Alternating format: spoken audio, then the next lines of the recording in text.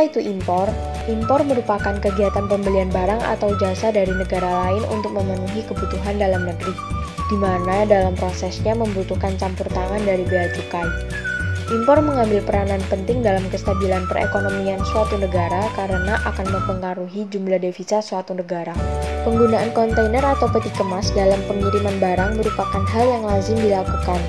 Dalam penggunaan kontainer pun kita juga sering dihadapkan dengan istilah FCL. Lalu, apa itu FCL? FCL atau Full Container Load adalah proses pengiriman barang dengan menggunakan satu kontainer penuh yang dimiliki oleh satu pengirim. Nah, sekarang sudah tahu kan apa itu FCL? Lalu, bagaimanakah proses impor dengan menggunakan sistem full container load? Yang pertama, sebelum melakukan pengiriman barang, supplier harus melakukan booking space ke shipping line di port of origin.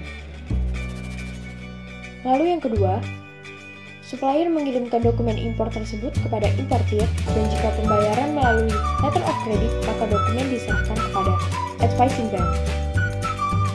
Sebelum kapal tiba di tempat tujuan, shipping line destination office akan mengirimkan yang pertama arrival notice serta draft manifest, yang kedua konsignee harus melakukan konfirmasi dokumen manifest, setelah itu mengirimkan inward manifest ke bea cukai.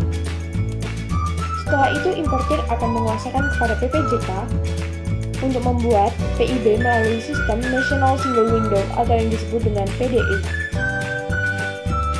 Setelah itu, maka terbitlah e-billing dan importir harus melakukan pembayaran berupa bea masuk dan PDRI pajak dalam rangka impor melalui bank devisa.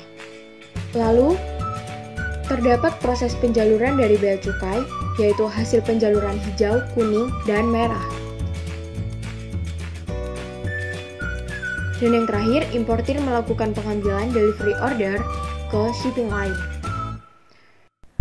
Jika dinyatakan jalur merah, maka kargo akan masuk ke TPS atau yang disebut kawasan bea cukai untuk dilakukan pemeriksaan fisik. Setelah itu, tahap pembuatan atau mencetak dokumen equipment interchange atau dokumen sah yang menerangkan kondisi fisik peti kemas secara detail serta melakukan order tracking dan pengeluaran kontainer dari pelabuhan. Jika persyaratan dokumen pengembalian kontainer kosong telah lengkap, maka importir akan mengembalikan kontainer kosong ke depo.